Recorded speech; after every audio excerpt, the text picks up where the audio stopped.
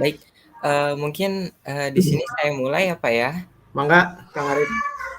Assalamualaikum warahmatullahi wabarakatuh. Selamat Waalaikumsalam malam, warahmatullahi wabarakatuh. salam sejahtera bagi kita semua. Salam, Om Swastiastu, Namo Buddhaya, salam kebajikan. Yang terhormat Bapak Lukman Hakim, SEMAP, selaku Ketua Bapilu Partai Gelora Indonesia Kabupaten Bogor. Yang terhormat Dita Ayunda, selaku mahasiswa S1 Ilmu Politik UPN PJ. Yang terhormat Yasser Iqbal, selaku mahasiswa S1 Ilmu Politik UPN PJ. Yang terhormat Muhammad Hafiz, selaku mahasiswa S1 Ilmu Politik UPN PJ. Yang pertama-tama, marilah kita panjatkan puja dan puji syukur atas hadirat Allah Subhanahu wa Ta'ala yang telah melimpahkan rahmat dan hidayahnya, sehingga pada kesempatan yang bahagia ini kita bisa dipertemukan melalui online ini untuk berdiskusi dengan judul Pentingnya Keadilan Sosial Guna Menciptakan Kesejahteraan Umum. Diskusi ini ditunjukkan untuk memenuhi ujian akhir semester. Kami menyadari diskusi ini didukung oleh berbagai pihak. Kami berterima kasih kepada Bapak Lukman Hakim, SEMAP, yang telah menjadi narasumber diskusi pada malam hari ini. Untuk itu, izinkan saya memperkenalkan diri. Nama saya Arif Hadilah Ramadan, selaku host dan moderator yang akan memimpin jalannya diskusi pada malam hari ini. Saya akan membacakan susunan pada acara malam hari ini, yaitu pertama, doa, kedua, pemaparan materi, ketiga, sesi tanya jawab, keempat, kesimpulan, kelima, sesi dokumentasi, yang terakhir ada penutup. Adapun aturan yang diskusi pada malam hari ini, yaitu penanggap wajib melakukan on-cam selama acara berlangsung. Kedua, penanggap tidak diperbolehkan memotong narasumber ketika pemaparan. Sebelum acara ini dimulai, alangkah baiknya kita berdoa masing-masing. Berdoa menurut kepercayaan masing-masing, berdoa dimulai.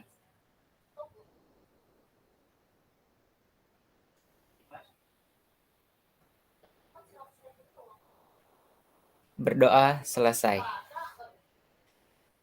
Baik, sebelum kita memasuki pembahasan diskusi ini, izinkan saya membacakan biodata diri dari narasumber hebat kami ini.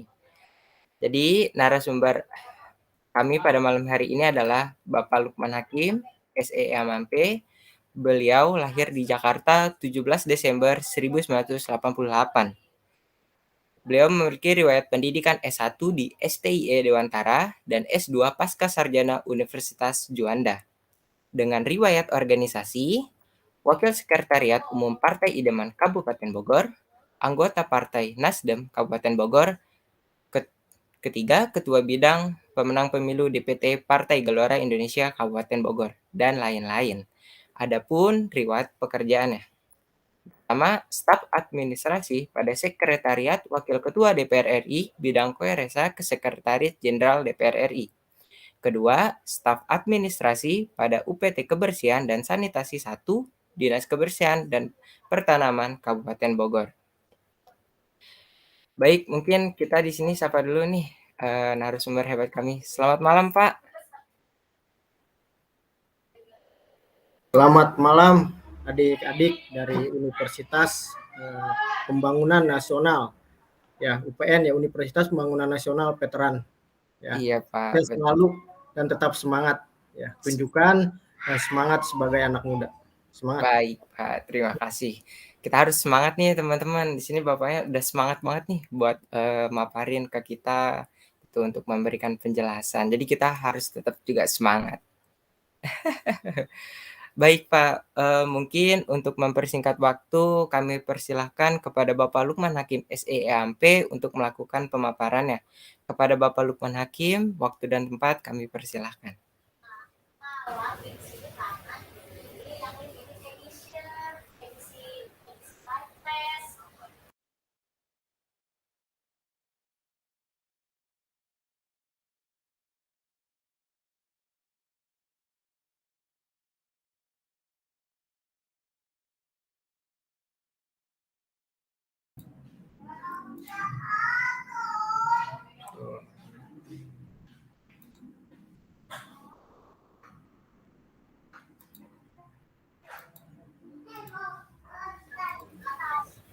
Share-nya gimana ya?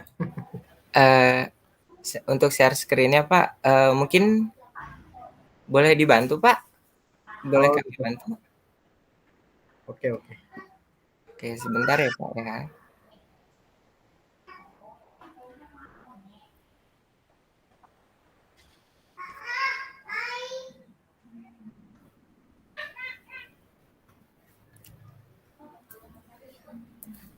Sebenarnya tadi yang ada tambahan lagi sih, tadi sedikit saya edit ya. Mungkin saya kirim dulu ke Kang Arif ya. Oh, boleh Pak.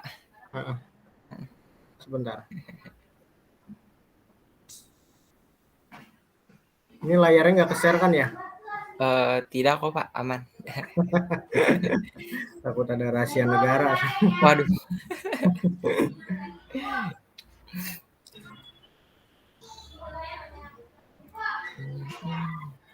Bentar ya.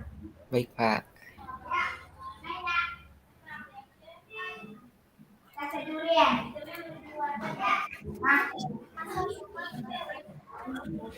Terus sebentar, sebentar. Kayaknya salah.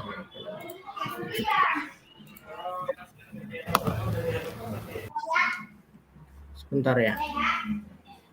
Baik Pak. Kita di sini santai ya, kok Pak.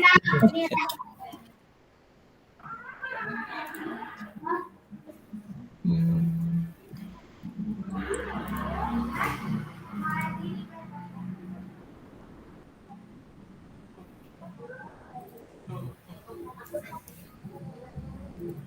Ush.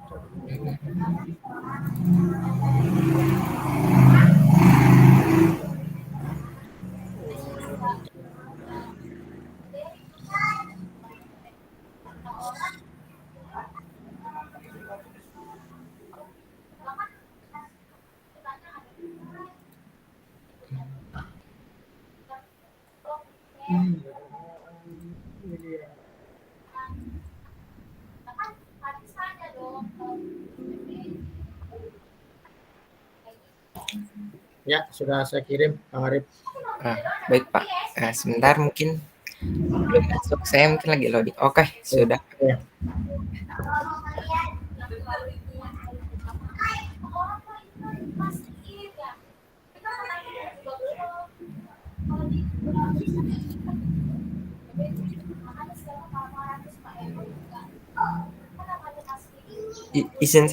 Izin share screen ya Pak ya. Ya, sebentar. Bentar.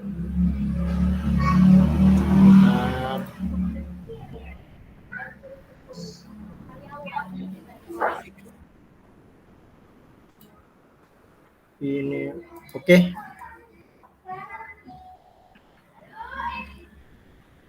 Sudah ya? Saya.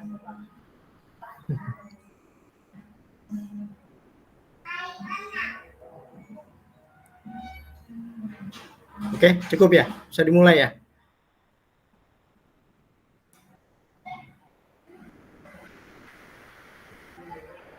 Bisa Kang Pak, Arif.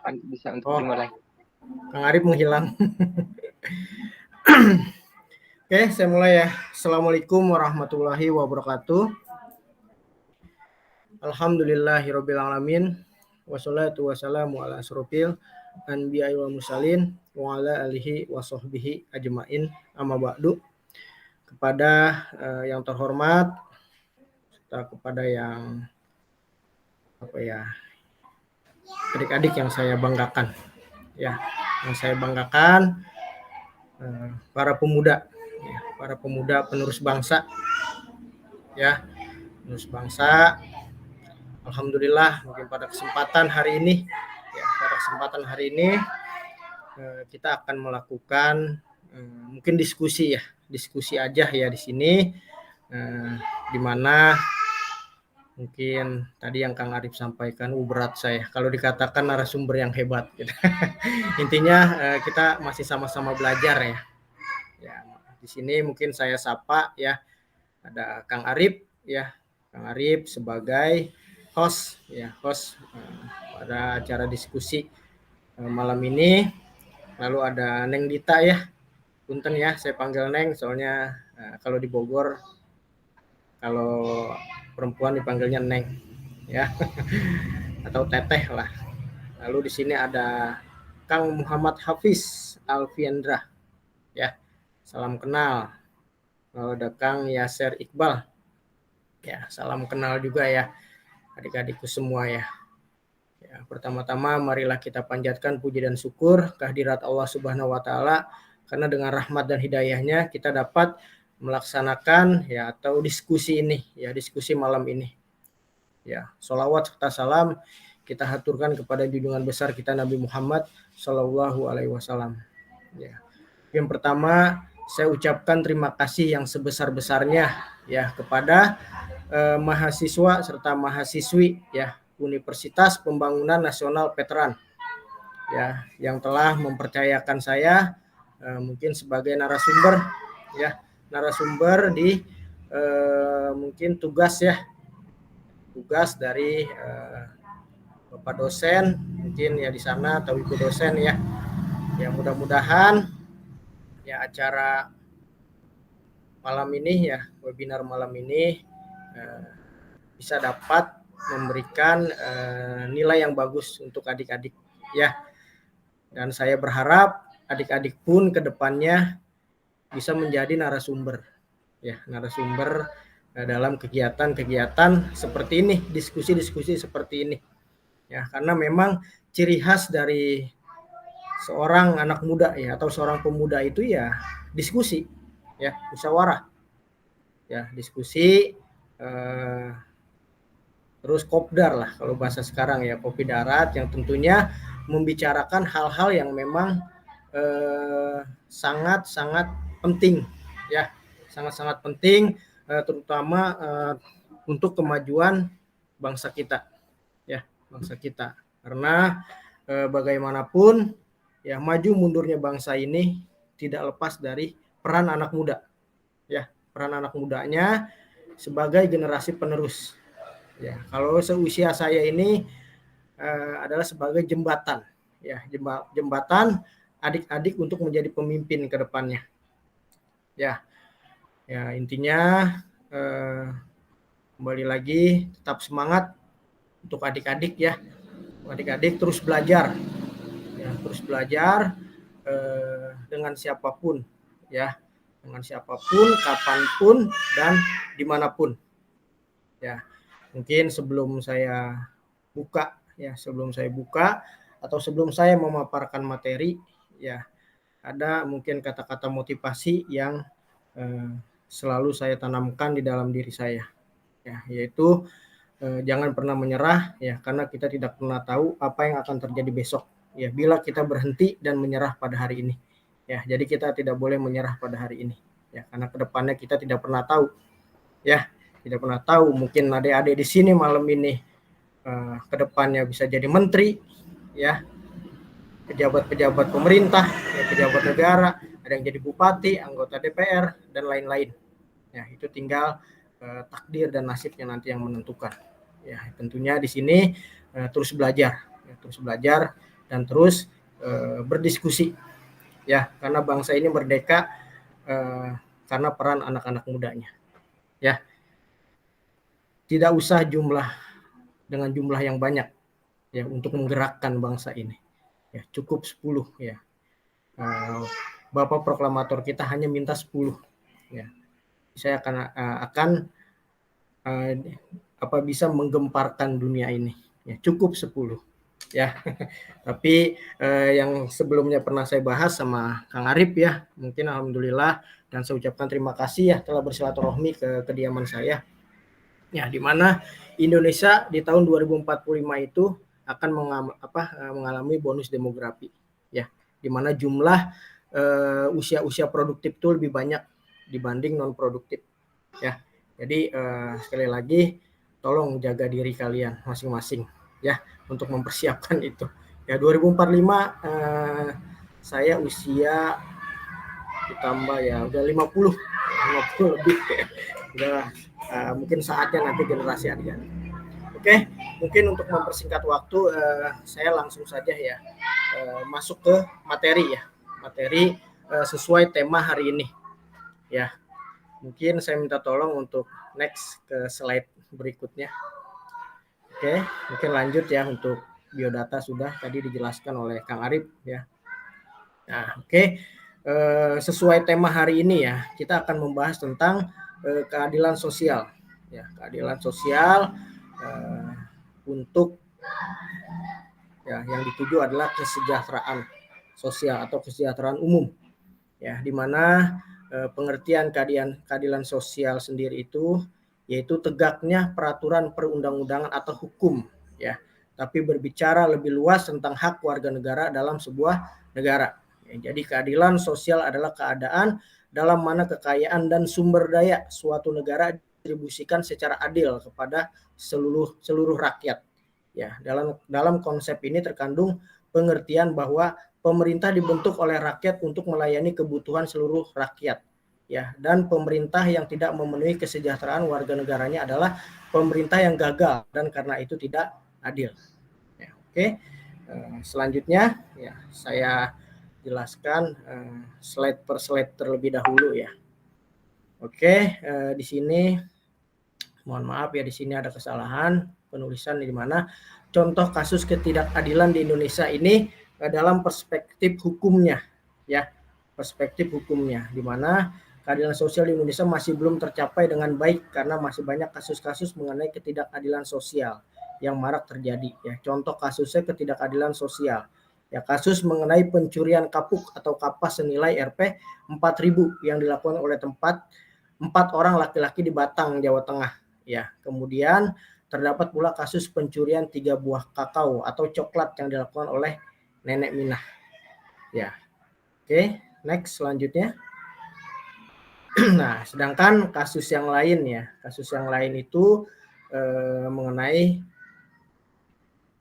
terjadinya korupsi ya, korupsi yang terjadi di negara Indonesia ya, di mana para koruptor itu ya dihukum ya atau diadili ya dengan lama hukuman yang tidak setimpal ya dibanding tadi pencurian yang dilakukan oleh masyarakat biasa ya, masyarakat biasa di mana masyarakat biasa mendapatkan tidak mendapatkan keadilan ya, di mana di penjara ya, padahal kalau dilihat nilainya hanya Rp4.000 ya, sedangkan para koruptor itu mengkorupsi uang negara itu ya berjumlah miliaran ya, tapi hukumannya itu kadang lebih ringan ya dibanding para atau masyarakat biasa ya. Itu mungkin salah satu contoh ketidakadilan dalam perspektif hukumnya ya, perspektif hukumnya. Dan sebetulnya masih banyak kasus-kasus yang lainnya ya kalau kita mengupdate berita-berita terbaru yang saat ini ya. Oke, selanjutnya. Nah, jadi kesimpulannya ya, kasus-kasus di atas merupakan kasus yang seharusnya berkonsepkan keadilan numerik ya, yang memandang manusia sebagai satu satuan unit ya. Namun dalam praktiknya di Indonesia terlihat seperti berkonsepkan keadilan proporsional ya, seperti yang dijelaskan Aristoteles ya. Hal-hal seperti itulah sebetulnya yang masih marak terjadi di negara kita ya. Di negara kita yang mencerminkan bahwa negara Indonesia masih belum dapat menegakkan keadilan sosial bagi seluruh rakyat Indonesia ya, sesuai sila kelima ya, sila kelima yaitu keadilan sosial bagi seluruh rakyat Indonesia ya. Sedangkan di dalam Islam pun ya kita ya diwajibkan untuk berbuat adil ya, berbuat adil kepada sesama ya, sesama manusia ya. Kalau dalam Islam itu kan contoh ya, mungkin ini contoh ketika pembahasan warisan ya, warisan. Tentunya kan adil itu tidak harus merata ya, kadang-kadang bahasa kita seperti itu kan, adil tidak harus merata ya, karena memang di dalam Islam itu ya adil itu sudah dijelaskan masing-masing ya, bahwa perempuan mendapat ya berapa bagiannya, laki-laki berapa bagiannya ya, pertimbangannya kalau perempuan kenapa lebih kecil ya, laki-laki lebih besar ya, karena memang itu sudah dijelaskan semuanya di dalam Al-Quran atau di dalam agama kita, agama Islam ya. Tentunya yaitu keadilan itu ya memang ya sudah diwajibkan di dalam agama kita ya. Jadi adil itu ya menempatkan sesuatu itu sesuai atau pada tempatnya lah ya, menempatkan sesuatu itu pada tempatnya ya.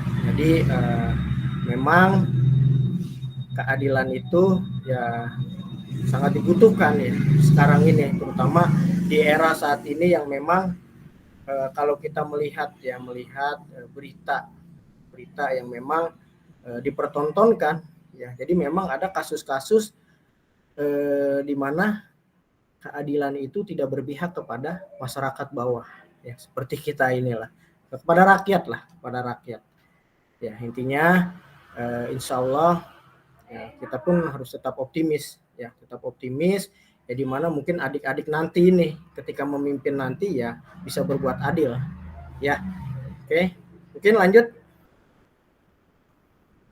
ya. Sedangkan tadi sedikit tentang keadilan ya. Sekarang kita memasuki tentang kesejahteraan ya, tentang kesejahteraan ya. Kesejahteraan sendiri ya berasal dari kata dasar sejahtera ya.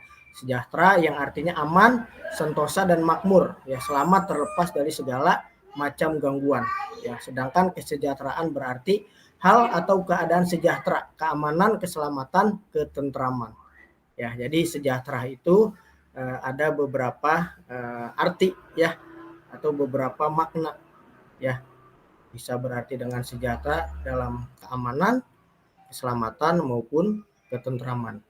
Ya, sedangkan istilah kesejahteraan memiliki banyak dimensi ya, diantaranya dimensi ekonomi ya, politik, sosial, budaya, hukum dan teologis ya. Tadi kalau tadi itu kita menjelaskan keadilan dalam perspektif hukumnya ya. Nah, sedangkan dalam bahasa Inggris ya kesejahteraan berarti well-being ya, atau kondisi sejahtera ya, biasa mengacu pada kata kesejahteraan atau welfare ya, yaitu terpenuhnya kebutuhan fisik non fisik ya. Welfare atau well dengan baik, dan fair biaya atau tarif yang berarti biaya yang baik ya. Karena memang kalau kita pahami secara sempit itu ya, kesejahteraan itu memang berkaitan dengan yang namanya finansial ya, atau materi ya, materi. Padahal secara luasnya kesejahteraan itu bisa dimaknai dengan hal yang lain ya. Salah satunya tadi contoh dengan keselamatan ya, ketentraman dan keamanan ya. Kita sejahtera, banyak uang, tapi hidup kita tidak aman ya, itu kan belum juga bisa disebut sebagai sejahtera ya. Oke, mungkin next slide selanjutnya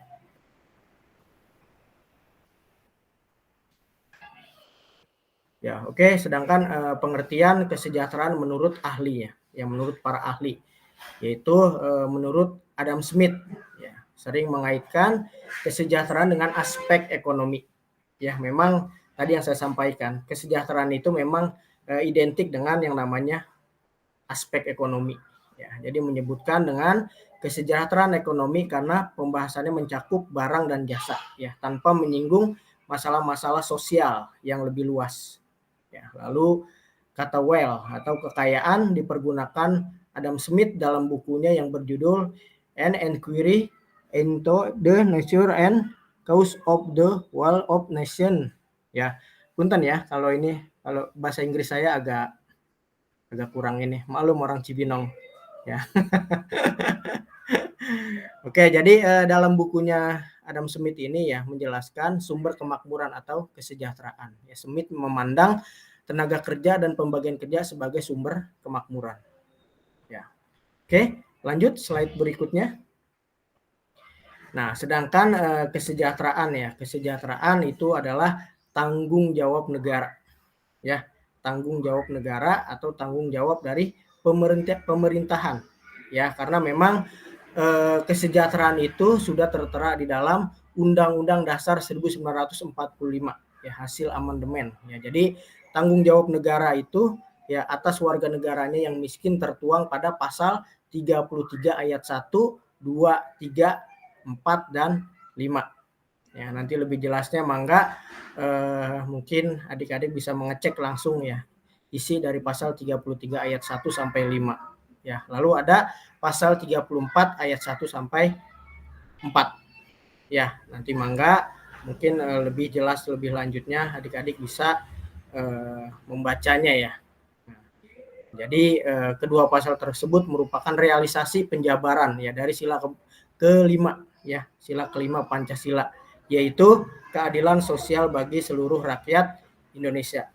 Ya, jadi negara itu memang wajib mensejahterakan rakyatnya ya, karena kesuksesan suatu negara ya, kesuksesan suatu pemerintah ya menjalankan segala kegiatannya dalam bidang apapun ya, bidang ekonomi dan apapun ya, tentunya tujuannya adalah untuk mensejahterakan masyarakatnya, sejahterakan rakyatnya. Ya tentunya itu pun salah satu tugas berat juga gitu kan, tugas berat ya, bukan hal yang mudah ya untuk mensejahterakan rakyat yang memang jumlahnya itu tidak sedikit, yaitu 200 juta ya. 200 juta itu bukan jumlah yang sedikit ya, karena Indonesia itu menjadi negara ya yang memiliki jumlah penduduk terpadat ke berapa adik-adik kira-kira? Keempat ya, masih keempat ya, keempat atau ketiga? Keempat ya. Yang pertama kan Cina ya, yang pertama Cina atau Amerika ya, ya Cina atau Amerika ya, saya agak lupa ya. Intinya ketiga itu kalau nggak salah India ya, keempat baru Indonesia ya, jadi berat sekali gitu kan sebetulnya untuk mensejahterakan, untuk meratakan ya kesejahteraan sampai apa ya, merata dengan jumlah 200 juta tersebut ya. Nah intinya kita tetap optimis ya, tetap optimis ya, apalagi pemerintahan kita saat ini ya sedang berkonsentrasi di dalam meningkatkan pertumbuhan ekonomi ya di negara kita. Oke, selanjutnya. Nah, di sini ya. Oke, ini ada ya pasal 33 Undang-Undang Dasar. Ya, mungkin sedikit saya bacakan ya, di mana yang pertama, perekonomian disusun sebagai usaha bersama berdasar atas asas kekeluargaan. Ya, lalu kedua, cabang-cabang produksi yang penting bagi negara dan yang menguasai hajat hidup orang banyak dikuasai oleh negara. Nah, lalu ketiga, bumi, air dan kekayaan alam yang terkandung di dalamnya dikuasai oleh negara ya, dan dipergunakan untuk sebesar-besarnya kemakmuran rakyat. Ya, sedangkan keempat, perekonomian Indonesia diselenggarakan berdasar atas demokrasi ekonomi dengan prinsip kebersamaan, efisiensi keadilan, berkelanjutan, berwawasan lingkungan, kemandirian, serta dengan menjaga keseimbangan kemajuan dan kesatuan ekonomi nasional. Lalu yang kelima, ketentuan lebih lanjut mengenai pelaksanaan pasal ini diatur dalam undang-undang, yaitu adalah ayat ya dari pasal 33 ya Undang-Undang Dasar 1945. Ya, oke, next, lanjut. Oke, bisa dilewat ya, nanti mungkin buat bahan materi adik-adik untuk baca apa enggak ya. Oke, mungkin lanjut. Nah, sedangkan di sini ada arti kesejahteraan sosial ya. Jadi istilah kesejahteraan sosial memiliki makna beragam ya. Apalagi kata sosial terkadang sering digantikan atau disepadankan dengan kata rakyat atau masyarakat, publik dan umum. Ya, sesuai judulnya ya. Jadi bisa sosial ya, kalau apa? Jadi sosial itu arti luasnya ya.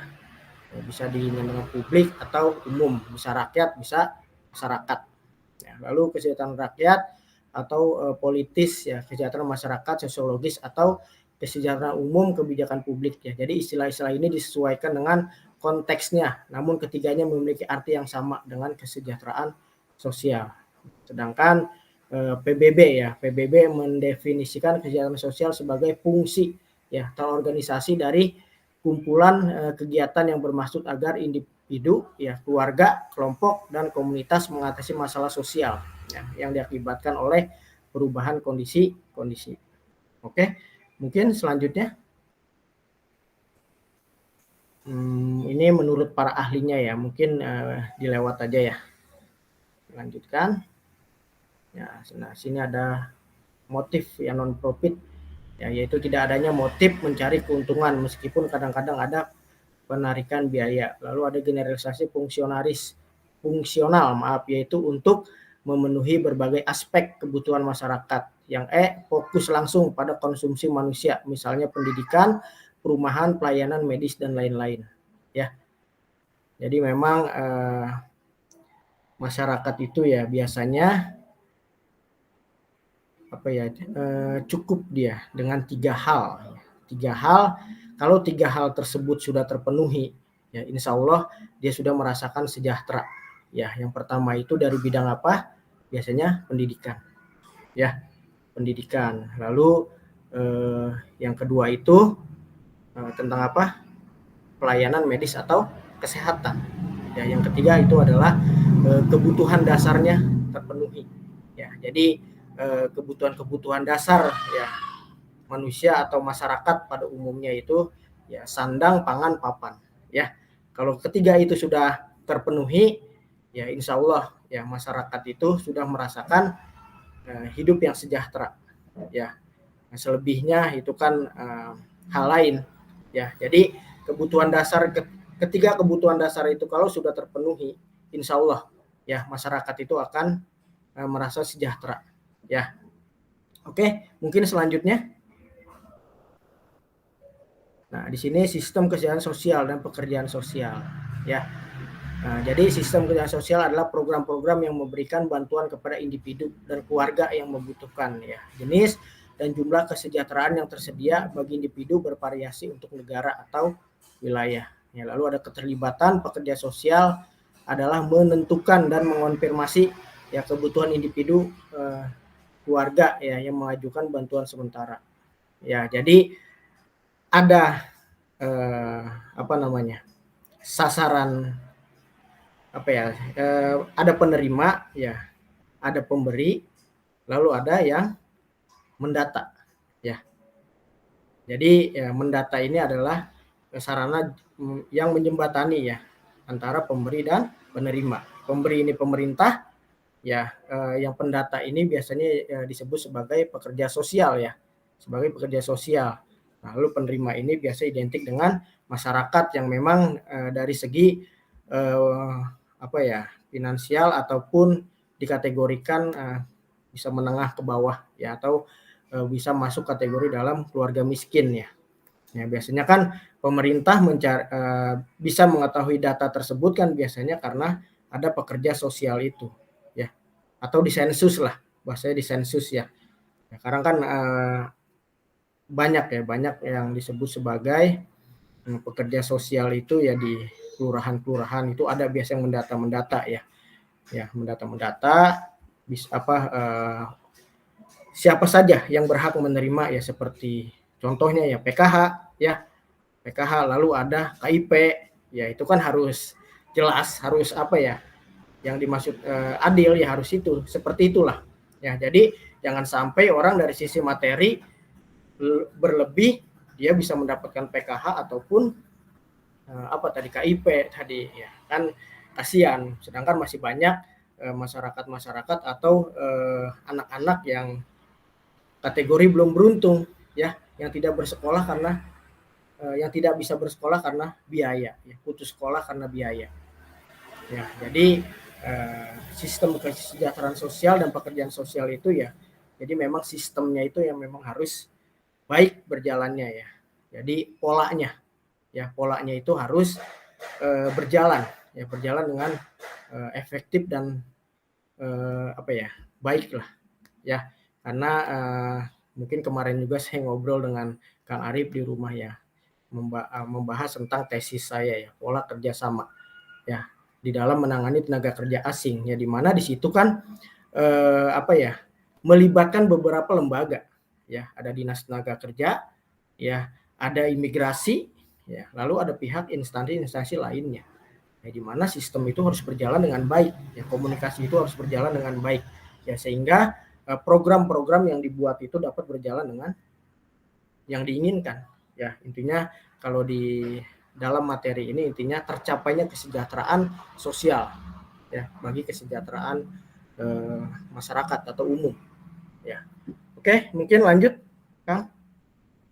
Oke, mungkin untuk materi ya hanya sedikit ya yang bisa saya paparkan ya.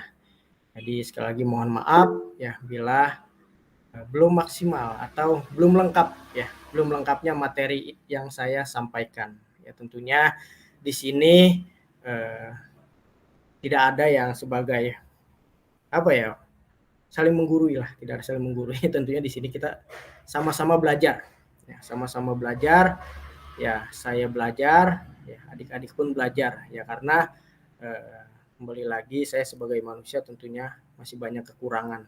Ya mungkin ada yang dari adik-adik yang apa yang diketahui apa ya saya belum mengetahui atau sebaliknya. Ya intinya kita sharing lah di sini, sharing. Ya, mungkin itu materi yang bisa saya sampaikan. Mungkin saya kembalikan lagi ke Kang Arif ya sebagai host. Baik, Pak. Enggak, Kang Arif, terima kasih. Baik, Pak. Terima kasih atas pemaparan materi yang hebat ini yang disampaikan oleh Bapak Lukman. Mungkin saya di sini menggarisbawahi ya, Pak ya, bahwasanya selama Indonesia merdeka selama 76 tahun, bahwasanya memang eh, masyarakat Indonesia belum semuanya sejahtera gitu. Mengingat bahwasanya masih ada yang seperti bantuan dari pemerintah tidak tepat sasaran, terus banyaknya oknum-oknum yang bermain dalam eh, penanganan bantuan sosial gitu. Jadi ini merupakan harus kita ya sebagai anak muda kita harus menganalisis gitu kan untuk mencarikan jalan solusi untuk permasalahan ini gitu. Mungkin dari para tim penanggap apakah ada pertanyaan? Kami persilahkan. Oke, Assalamualaikum warahmatullahi wabarakatuh. Oke. Saya izin bertanya, Pak. Seperti yang kita ketahui bahwa konsep keadilan sosial yang terdapat pada sila kelima harusnya menjadi dasar bagi terciptanya kesejahteraan sosial di Indonesia. Namun pada praktek nyatanya sangat sulit mewujudkan apa yang dinamakan keadilan sosial untuk kesejahteraan umum. Lantas bagaimana pandangan Bapak perihal tidak berjalannya dengan baik sila kelima yang terdapat dalam Pancasila? Karena dalam masa pandemi pada bulan-bulan sebelumnya pun menjadi bukti nyata seperti rakyat biasa dilarang keras melaksanakan pernikahan, tetapi artis atau kalangan atas justru diperbolehkan, bahkan dijaga ketat atau dihadiri oleh para petinggi di negeri ini, seperti Bapak Jokowi dan Bapak Prabowo. Sekian pertanyaan saya, terima kasih Bapak. Langsung dijawab atau ditampung dulu Kang Arif? Mungkin kalau Bapak bisa langsung menjawab, boleh dijawab. Mungkin kalau Bapak untuk melakukan diskusi dulu atau Bapak mau cari dari sumber, diperbolehkan, Pak. Oh gitu. Iya, Oke, berarti ditampung dulu ya. boleh.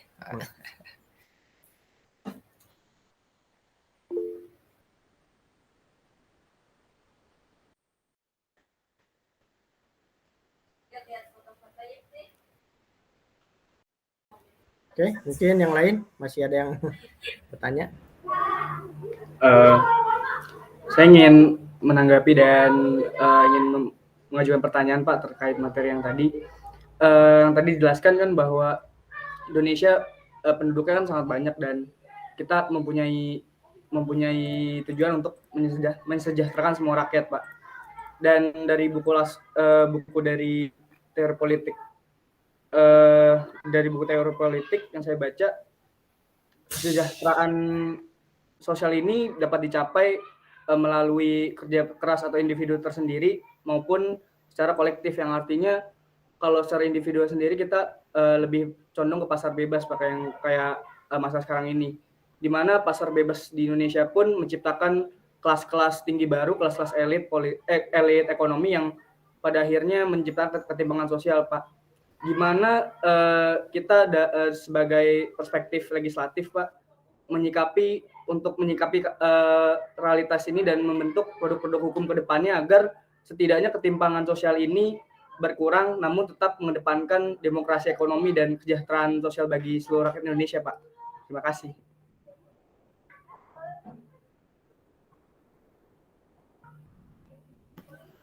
Baik, terima kasih Hafiz atas pertanyaannya. Mungkin nanti dijawab oleh Bapak Lukman. Tuh. Gimana Pak?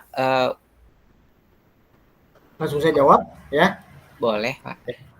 Ya, jadi mungkin Bismillahirrahmanirrahim, saya akan menjawab pertanyaan dari Neng Dita ya. Mungkin bukan menjawab lah, kita diskusi aja lah. Ya. Kalau menjawab kan harus itu diwajibkan untuk jawaban yang benar gitu. Sebenarnya ngeri-ngeri sedap ini pertanyaannya gitu kan. Nah, berkaitan dengan politik ini. Apalagi ini di-upload nanti kan. Saya ngeri-ngeri juga gitu ya. Ya intinya kalau tadi kan Neng Dita menanyakan tentang konsep keadilan sosial bagi seluruh rakyat Indonesia ya, yang tentunya belum bisa diterapkan ya. Belum bisa diterapkan. Mungkin bukan belum bisa diterapkan, tapi sudah diterapkan ya, tapi belum maksimal ya. Belum maksimal, masih banyak atau masih adanya kekurangan-kekurangan ya yang perlu kita capai ya, yang perlu kita capai agar konsep keadilan sosial bagi seluruh rakyat Indonesia itu bisa tercapai ya, yang tentunya tadi ya. Jadi sebetulnya kalau para pengusaha itu memang ada kewajiban kan, pengusaha itu ada kewajiban ya, jangankan pengusaha, kita pun ada kewajiban di dalam agama kita ya, yaitu wajib apa kira-kira? Membayar zakat kan ya, membayar zakat ya. Selain zakat fitrah ada zakat mal, yaitu zakat harta ya, di mana harta kita itu ada hak orang lain ya.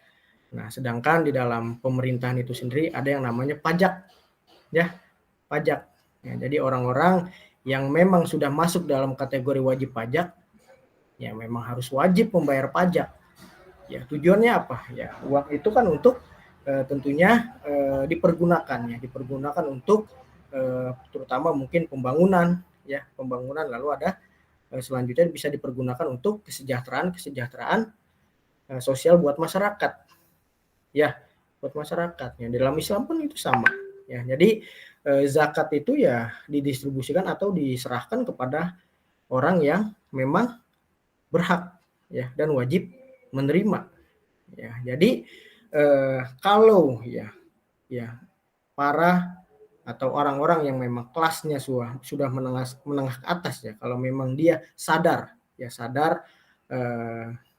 atas kewajibannya ya memiliki harta yang berlebih itu ya, yang diserahkan kepada negara ataupun kepada agama yang memang lembaganya sudah ditunjuk ya, insya Allah ya kesejahteraan itu pun akan merata ya. Pendistribusian ya logistik ataupun ya berbentuk uang atau apa itu ya akan yang tentunya akan bisa didistribusikan kepada orang yang tepat. Cuman kan kembali lagi ya, permasalahan negara kita dari dulu itu selalu bermasalah tentang data ya. Mungkin adik-adik tahu lah, pasti tentang data. Berapa sih jumlah data orang miskin yang ada di Indonesia? Ya kan, simpang siur kan kita.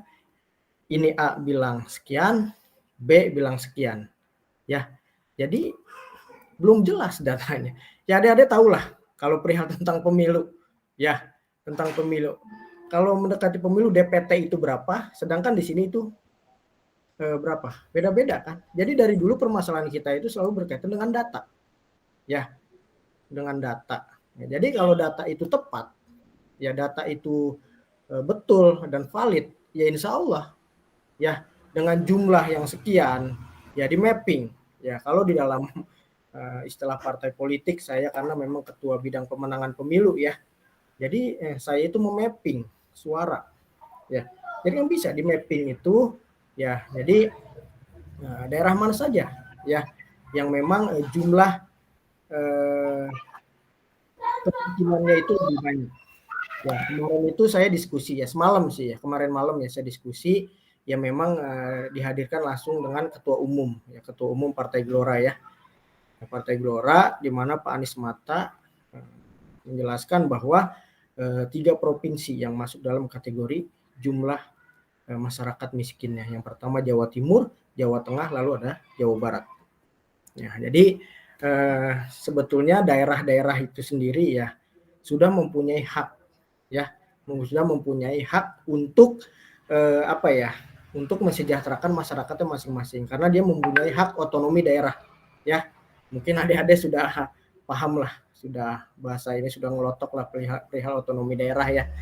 Otonomi daerah itu ya tahun 2001 ya muncul ya, di mana daerah itu ya atau kita sebut sebagai desentralisasi ya, di mana daerah itu sudah diberikan hak untuk mengurusi rumah tangganya sendiri ya, tanpa ada ikut campur dari pemerintah pusat.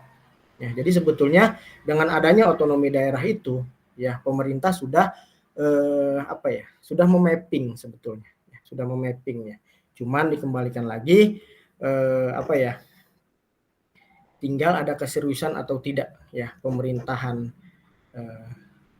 kita ya untuk menyelesaikan permasalahan kesejahteraan sosial ini ya. Nah, tentunya ya memang semuanya pun pasti berharap ya kesejahteraan sosial ini bisa dirasakan oleh semua kalangan ya, tidak ada ketimpangan sosial, tepat sasaran ya. Tadi sebetulnya yang tadi saya sebutkan, kita selalu berkaitan dengan data ya. Jadi jumlah miskin berapa ya, jumlah orang miskin berapa gitu kan, itu belum jelas sampai sekarang, karena salah satu contoh di daerah saya perihal pendistribusian bansos ya, bansos ke COVID kemarin itu ya, itu ada data orang yang sudah meninggal tapi dapat ya, orang sudah meninggal tapi namanya itu keluar sebagai penerima bansos ya. Jadi itu ya, jadi belum adanya kevalidan perihal data ya. Lalu terkait tadi ya mungkin ada ketidakadilan ya antara pejabat mungkin dengan rakyat biasa ya. Ketika kita sebagai rakyat biasa mengadakan acara mungkin nikahan atau apa dilarang ya, dilarang dengan harus menerapkan prokes yang segala macam gitu kan. Nah, lalu sedangkan pemerintah bebas ya melaksanakan kegiatan-kegiatan yang memang jumlah orangnya itu melebihi dari batas yang ditentukan. Ya tentunya ya memang itu di dalam masa-masa Covid ini ketidakadilan seperti itu memang sering dipertontonkan dengan bebas ya, atau dengan terang-terangan ya oleh pemimpin-pemimpin kita. Ya tentunya mungkin di sini pun saya tidak bisa berkomentar lebih perihal itu ya. Perihal itu ya, intinya kita berharap ya, atau harapan kita ke depannya ya pemerintah agar bisa lebih adil ya menerapkan tentang protokol kesehatan ini di masa pandemi ini ya. Tapi kita berharap ya pandemi ini harus segera selesai deh ya, biar biar ekonomi masyarakat ya meningkat lagi ya, karena kasihan banyak memang orang-orang yang akhirnya berhenti bekerja ya, atau terkena PHK ya, karena memang tidak bisa disalahkan juga perusahaannya ya, karena memang perusahaannya saat itu tidak mendapatkan mungkin proyek ataupun mendapatkan pekerjaan ya, atau pesanan ya, kita nggak bisa menyalahkan juga ya. Intinya kita berdoa sama-sama dan kita berharap sama-sama ya pandemi ini segera berakhir ya. Intinya kita doakan ya pemerintah ya, atau yang dipimpin oleh Pak Jokowi saat ini ya bisa menyelesaikan semuanya ya, menuntaskan semuanya ya. Oke, mungkin itu Neng Dita yang bisa saya jawab ya. Mungkin kalau kurang kurang pas nih Pak, gimana ya, nanti kita diskusi lagi deh. Ya karena kan sesuai janji saya, nanti siap-siap adik-adik di sini kita undang balik ya. Oke, mungkin itu yang bisa saya jawab. Enggak? Gimana tuh teman-teman, kalau diundang balik mau nggak nih? Mau nggak diundang balik? Harus mau lah, harus mau ya, harus mau. Nanti Kang Arif, terus Kang Hafiz, Neng Dita, sama Kang Yasir harus mau kalau saya undang balik ya. Undangan yang luar biasa ya Pak ini. Iya dong, intinya saya tidak memaksa adik-adik di sini untuk wajib ya masuk Gelora, enggak. Itu diserahkan kembali ke adik-adik.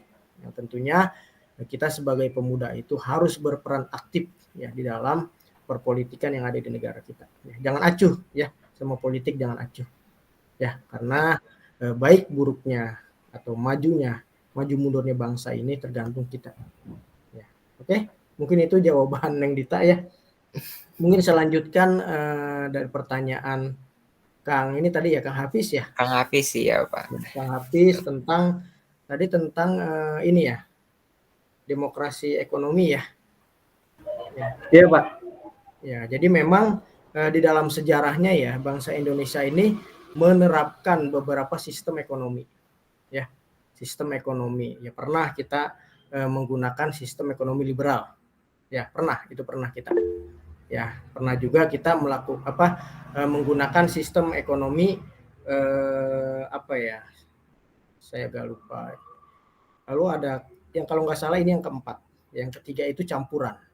Ya, yang ketiga sistem ekonomi campuran di mana perpaduan antara ekonomi liberal sama satu lagi saya agak lupa. Aduh.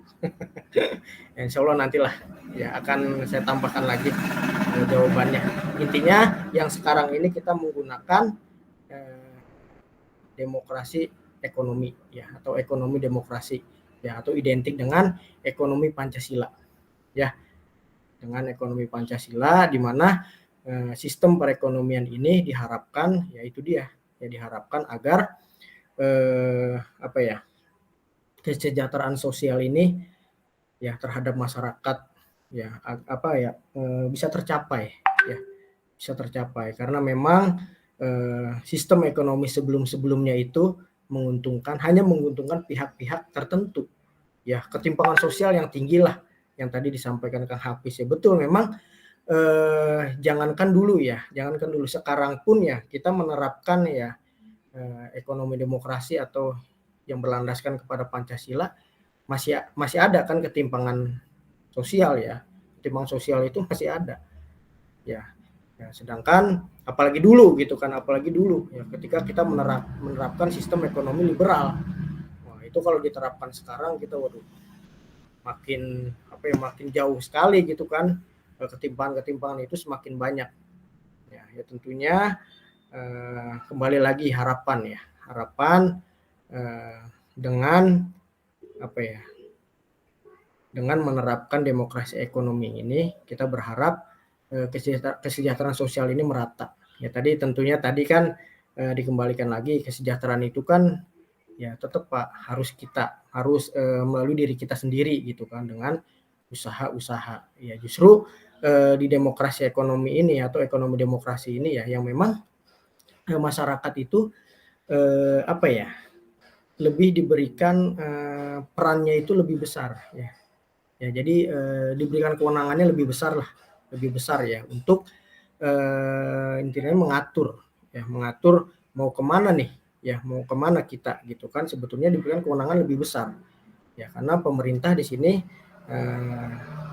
cukup memantau dan membina ya, apalagi eranya saat ini ya siapa yang lebih menguasai digital ya biasanya kan dia lebih cepat menguasai pasar kan dibanding orang-orang yang belum menguasai digital.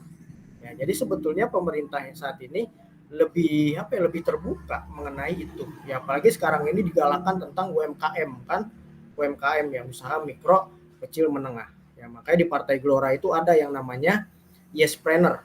Ya di mana dalam program ini ya menyampaikan materi-materi tentang tentang usaha ya. Jadi memang kita ini dicetak harus jadi pengusaha ya karena ada hadis pun ya, di dalam agama kita pun ada hadis ya. Mungkin saya tidak menyebutkan atau tidak membacakan ayatnya tapi mungkin langsung artinya ya. Jadi 9 dari 10 pintu rezeki itu ada di perdagangan atau ada di perniagaan ya, 9 dari 10, jadi kerja itu cuma 1. Nah, jadi kalau usaha kita insya Allah ya kita bisa dapat keuntungan atau uang yang lebih banyak ya. Ya kan kalau kita pejabat ya gaji kita bisa diukur, tapi kita punya Mercy, punya mobil mewah, punya rumah mewah, ya itu kan dicurigai kan. Kalau kita pengusaha, kalau kita punya usaha ya insya Allah karena memang sesuai dengan usaha kita ya. Jadi tentunya kembali lagi saya sampaikan ya, jadi di dalam agama kita pun ya Allah tidak akan merubah suatu kaum kalau kita tidak mau merubahnya sendiri ya. Jadi memang kondisi saat ini ya kita lebih dituntut untuk bisa mandiri ya, karena memang ketidakpastian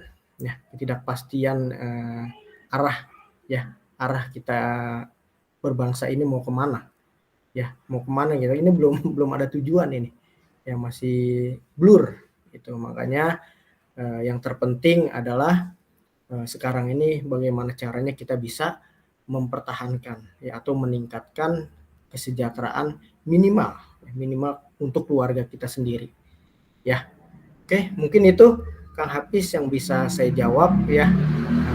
Mungkin kalau masih ada kekurangan yang tadi saya sampaikan ke Neng Dita, bolehlah nanti kita diskusi lagi ya. Jadi saya berharap untuk saat ini bukan pertemuan yang pertama maupun yang terakhir ya. Jadi kita harus, silaturahmi kita harus berlanjut ya. Kalau bisa ya kita bisa melibatkan lebih banyak orang lagi ya, lebih besar lagi ya. Bukan hanya berlima kita di sini, nambah lagi teman-teman yang lain ya, kita diskusi lah ya. Nanti kalau memang membutuhkan narasumber yang memang pakar di bidangnya ya, nanti bisalah saya menyiapkan orang-orangnya. Ada nanti tentang ekonomi syariah, itu boleh nanti saya cari gitu, atau tentang kebijakan publik nanti saya ada orangnya menyiapkan ya. Intinya kan untuk menambah ilmu kita juga semuanya ya. Oke, mungkin itu yang bisa saya jawab ya dari pertanyaan Kang Hafiz. Mudah-mudahan puas ini dari jawaban saya. Oke. Baik, terima kasih Pak Lukman ya.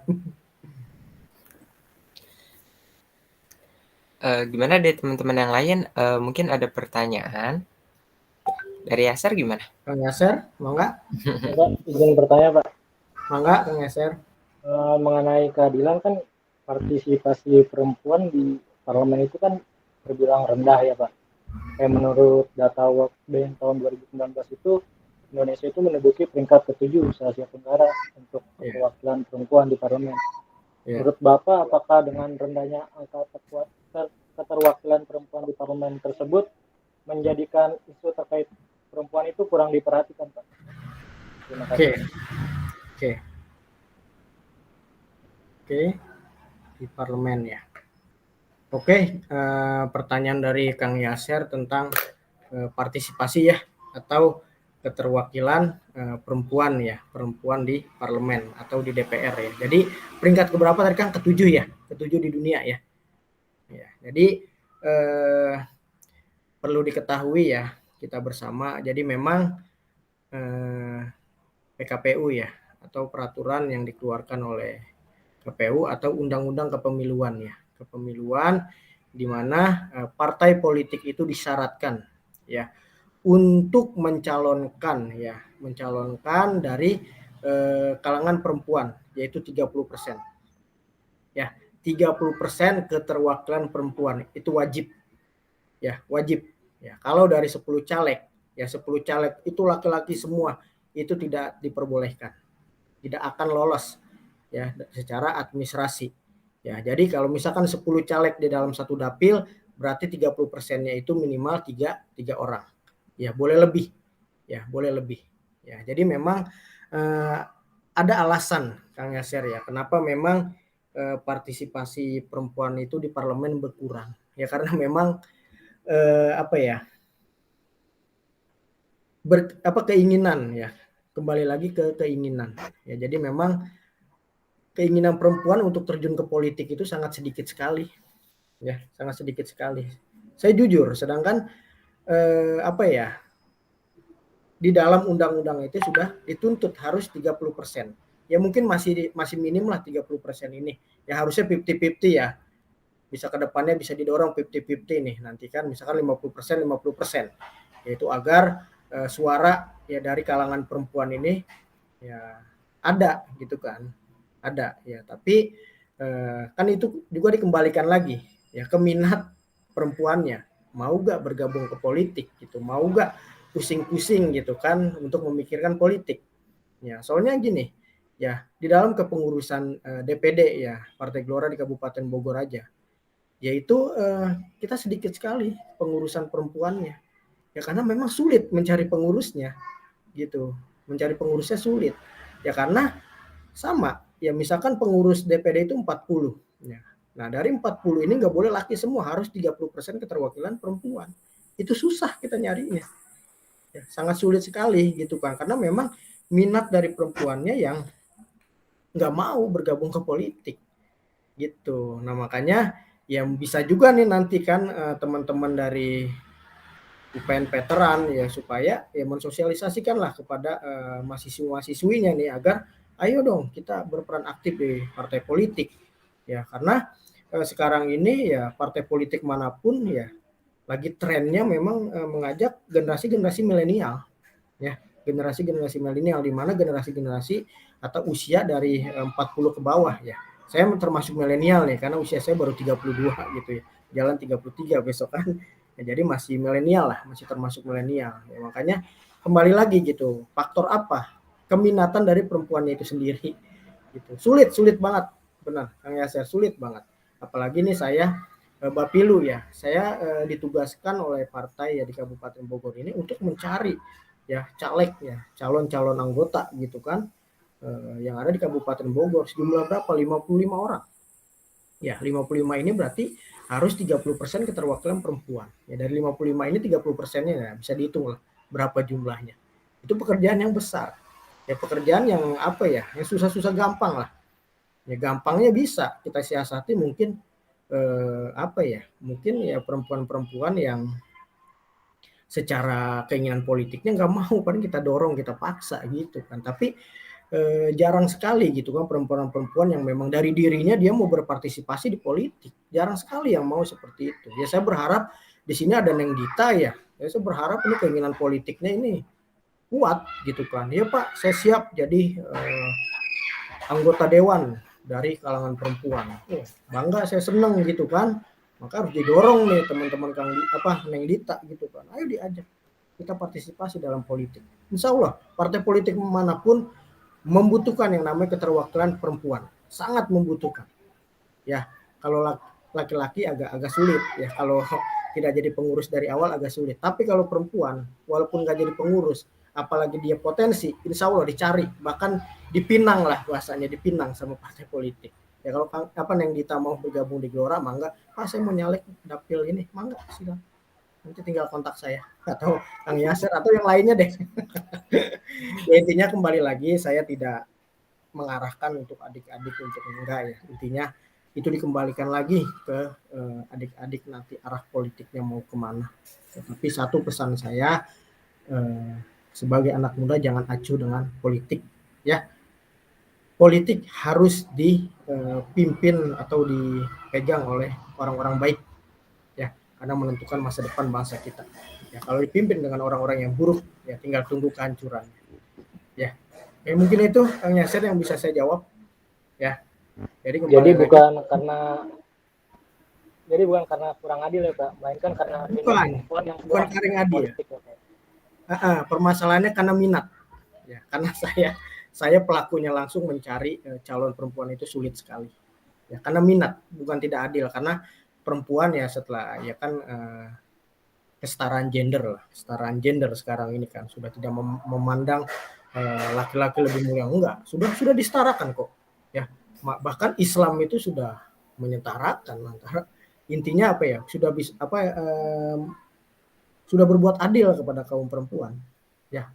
Jadi salah kalau Islam itu, kalau ada orang yang bilang Islam itu tidak adil dengan kaum Hawa, ya salah itu. Ya, jadi memang kembali lagi karena keminatannya ya, karena minatnya aja. Makanya ayo teman-teman nih dorong teman-teman yang perempuan didorong supaya ikut berpartisipasi dalam politik. Ayo Neng Dita wajib ya.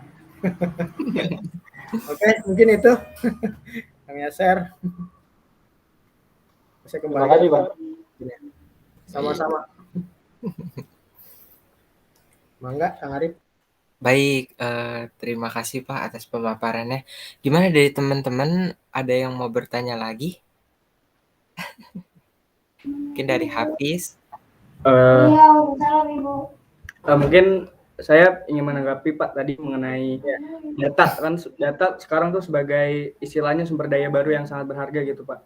Kemudian mengenai dunia digital yang kita segala aspek manusia, segala aspek kehidupannya mulai menuju digital.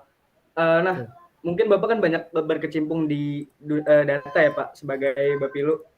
Apa sih Pak yang sudah dilakukan untuk mengatasi masalah keterbatasan data atau mungkin permasalahan di data lainnya gitu Pak, yang mungkin dapat kami terapkan gitu, karena kami sendiri sebagai mahasiswa banyak berkecimpung di data juga untuk skripsi dan lain-lain, yang kedepannya mungkin bisa diimplementasikan untuk ikut serta berpartisipasi dalam kesejahteraan sosial Pak. Mungkin bisa dijawab Pak. Terima kasih. Oke, mungkin saya jawab ya. Jadi memang tugas Bapilu itu yang berkaitan dengan data gitu ya. Karena politik itu kan hitung-menghitung. Ya, hitung-menghitung. Sebetulnya kemenangan itu sudah bisa diprediksi dari awal.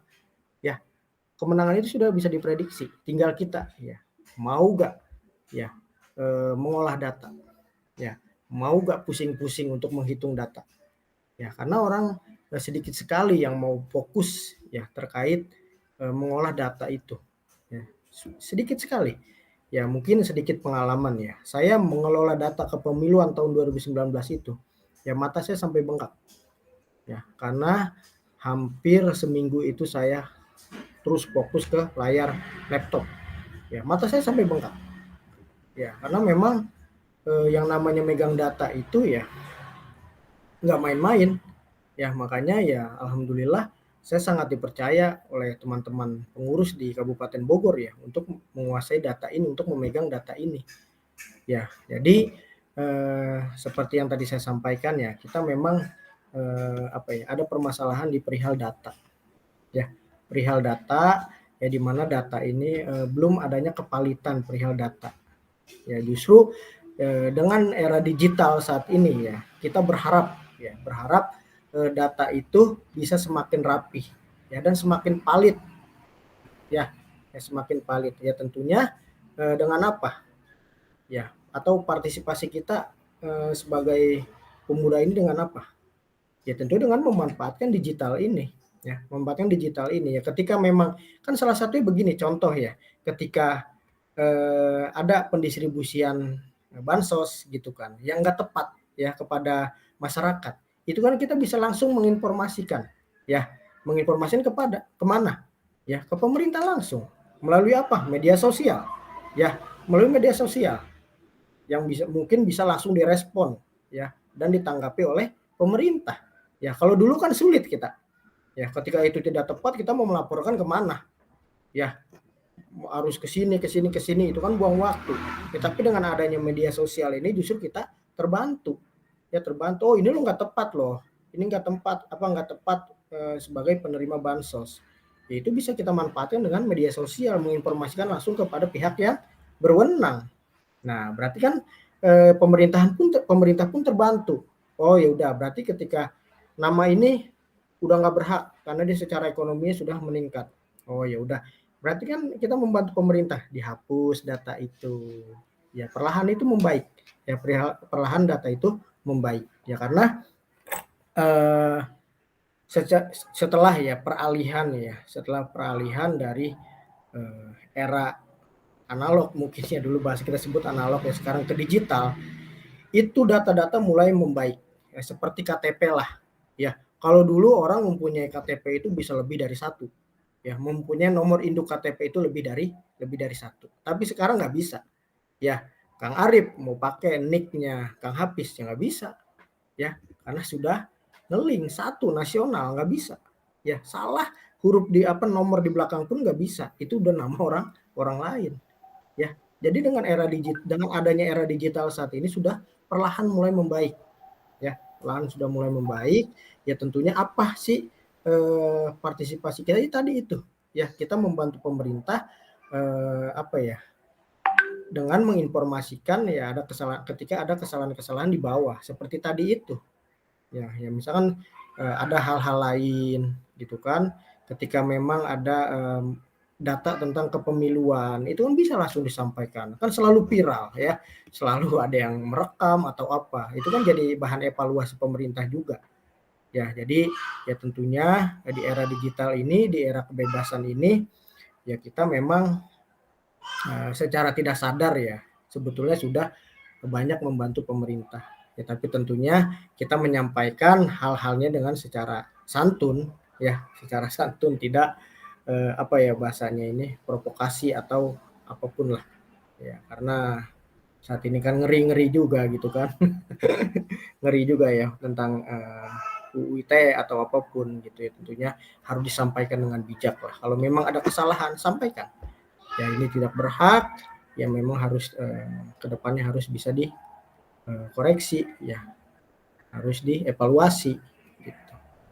Ya mungkin itu Kang Hafiz jawaban saya. Baik, terima kasih Pak Lukman. Ada lagi? Sepertinya pertanyaan dari teman-teman cukup nih Pak. Cukup. Mungkin di sini saya akan menarik kesimpulan secara garis besar ya Pak ya. Ya. Bahwasannya pentingnya keadilan sosial guna menciptakan kesejahteraan umum merupakan halayak yang penting. Perjalanan mewujudkan keadilan sosial bagi seluruh rakyat Indonesia menemukan banyak tantangan dengan segala kompleksitas persoalan. Meskipun secara normatif telah ditetapkan sebuah komitmen dan kokoh tujuan untuk mewujudkan keadilan bagi seluruh rakyat Indonesia dalam dasar negara, yaitu Pancasila. Namun, dalam perjalanan historis selama Indonesia Merdeka 76, masih banyak memperlihatkan keadilan sosial yang menjadi perjuangan yang tak henti dilakukan, sekaligus sebagai cita-cita yang tak pernah kunjung tercapai. Momen-momen politik sirkulasi kekuasaan sejak tahun 1945 hingga saat ini acap kali dipandang sebagai peneguhan kembali komitmen ras Republik untuk mewujudkan keadilan sosial.